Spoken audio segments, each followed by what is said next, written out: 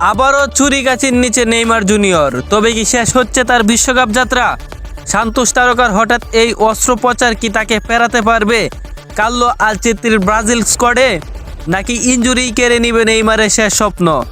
Brazilian পুস্টার বয় Neymar junior তার কেরিয়ারের শেষ আশা আঁকড়ে ধরে আছেন।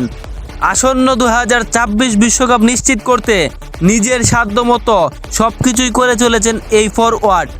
স্পেনিশ সংবাদ মাধ্যম মার্কার প্রতিবেদন অনুযায়ী আবারও অপারেশন থিয়েটারে যেতে হয়েছে তাকে।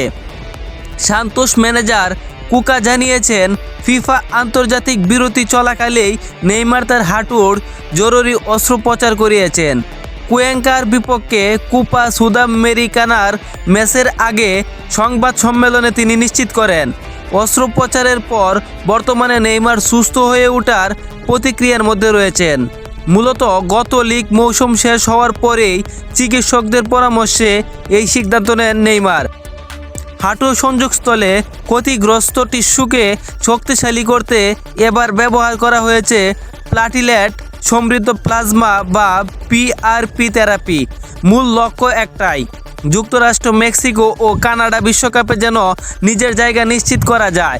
কোচ কার্লো আলচেত্রির 26 জনের স্কোয়াডে থাকতে এখন থেকেই বিশেষ রিকভারি প্রোগ্রাম শুরু করেছেন নেইমার।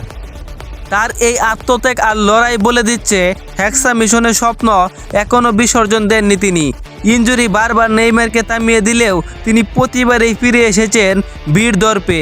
এবারও কি পারবেন সব বাধা পেরিয়ে 2026 বিশ্বকাপে ব্রাজিলের হলুদ জার্সি গায়ে জড়াতে?